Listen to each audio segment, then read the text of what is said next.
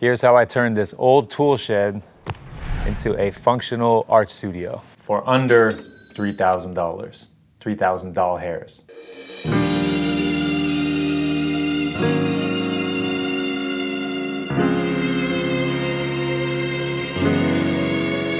Like many artists, I started off painting in my bedroom. There was a great space. It worked perfectly for about a month and a half. As my obsession grew, my space needed to grow with it. So I started searching for where my next space was gonna be. My first thought was maybe I can try out the living room. I have a little bit more space there, some nice natural light, but I immediately knew from trying it a couple times that art was gonna take over the living room. I was gonna no longer have an actual living room. So I thought that probably wasn't the best route to go. I had searched a couple different places to try to find places to rent. Anything that I was interested in was too far away or too expensive, and this was just a new hobby at the time. So I didn't really know if it would be worth it to even venture out and rent out a space. So I started to search within. One day I was in the backyard. We have this tool shed that's just been sitting there storing junk, hasn't been touched in multiple years. So immediately a light bulb went off in my head. This is an amazing plan. Why don't I figure out a way to use that? At first glance, I thought, is it too small? So it's only 160 square feet, but it is slightly bigger and a better option than all my other options that I had exhausted. So I thought, let's make it work. My initial concerns right out of the gate were there is zero insulation. It is a straight up just wooden tool shed. It's just a frame, a little generous roofing, but ultimately it is just a tool shed. It was not made to be lived in. It had electricity and a couple outlets, which was a plus, but outside of that, no insulation, no ceiling,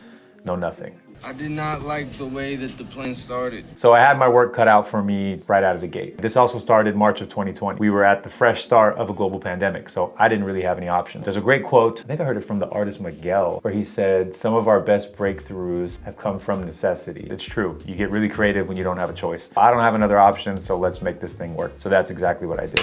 The first thing I had to do was empty it out. Throughout the place, it was pretty much swarmed with old instruments, records from the 70s and 80s, and a lot of rat poop. The first order of business was putting up the walls and insulation. That was actually pretty fun. I had never done that before, didn't really know how to or anything about it, but that phase actually went surprisingly well. Once I got the walls completely up, the next thing I had to do was do the taping and mudding of all the seams so I could get that nice and even and smooth and to be ready for paint. This came with the biggest learning curve. I didn't know anything about that. Came to find out later that that's basically an art form of its own. If you can find someone that's really good at doing that, they can do it super fast and incredibly smooth, but it turned out okay and got it ready for paint. Once it came time to paint, I actually had an old paint sprayer that we had laying around in the backyard that actually saved me a ton of time. So I just opted to spray the entire place white since I knew I was going to be throwing stuff on the walls and thought I wanted to kind of have it look art gallery-ish. I would soon regret doing that, but that's a whole nother story. Biggest goals with all this, again, was because this was kind of a new hobby. I didn't want to spend a ton of money. I didn't know how far this would go. I didn't know what I needed to buy, so I opted to try to spend as little as possible. So I reused 2 different pieces of furniture that were already in the studio, so I didn't have to buy any. All in all, at the end of this, it left me with a very modest and usable art studio.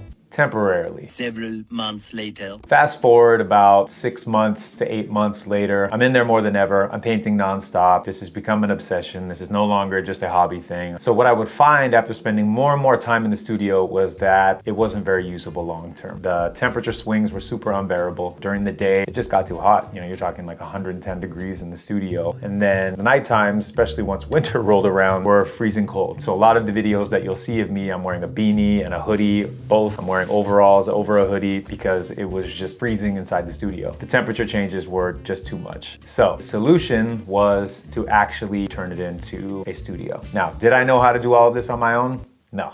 Did I have a pretty good idea and could do most of it? Also no. Luckily for me, I have a lot of very handy people in my life. My mom's husband, Ken, was kind enough to help me with this project. He had a lot of the tools and experience and seems to know how to do everything. Gave him lunch and bribed him essentially to help me with the project. After many Home Depot runs, we had everything we needed. First thing that we needed to do before we could get started was to put wood beams across the ceiling. Essentially, those would be the support that we could screw the drywall up into so we could put the ceiling in place. Then we put the insulation up all across the ceiling. Ken went in and ran some additional wiring so that I I could put in the recessed lighting and the track light. Putting the ceiling up actually went really well. Luckily, Ken is a super precise over planning type individual, so all the pieces fit perfectly. Once the ceiling was up, we went and got a circular saw so we could cut out the holes perfectly for the recessed lighting. Once we put that up, we started doing the taping and mudding. So the same thing I did with the sidewalls, we had to do with the ceiling. Once the taping and mudding was done, we got ready to put the wall easel in place. We cut the pieces of wood at 45-degree angles before you put them up on the wall,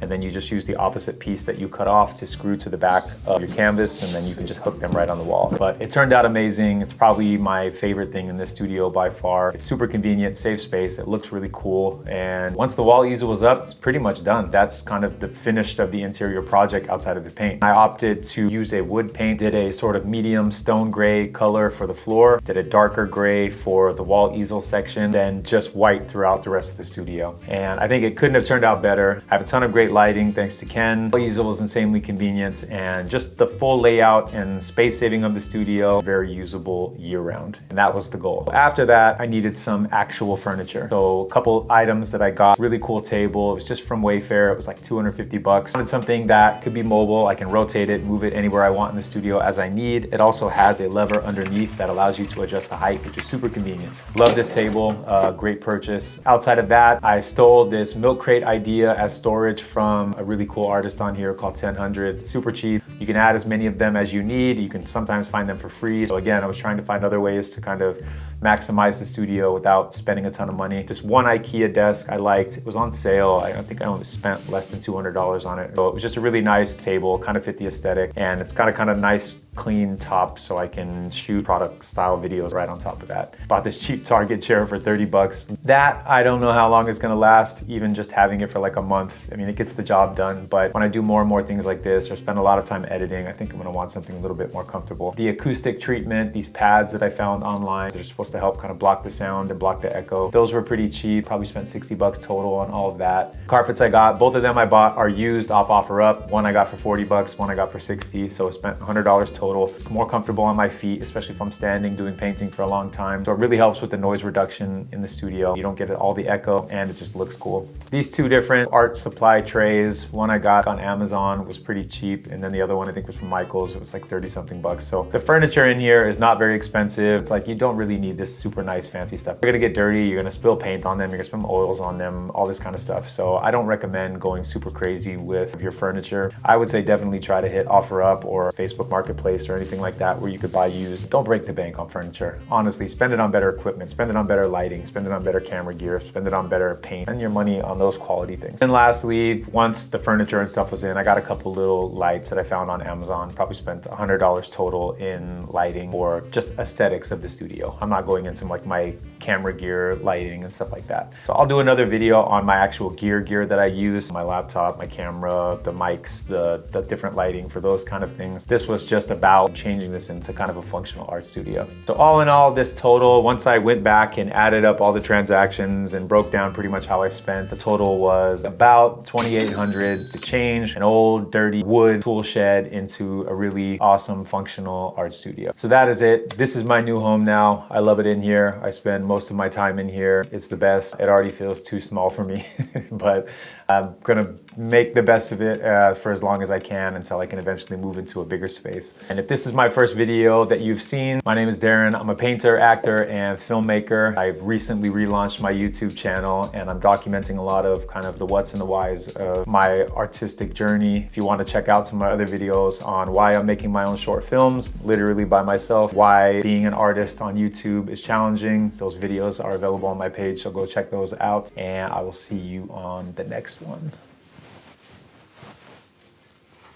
I thought it would go all the way over my head and it didn't really do that, so now I just look like Cartman from South Park. Peace. See you next time.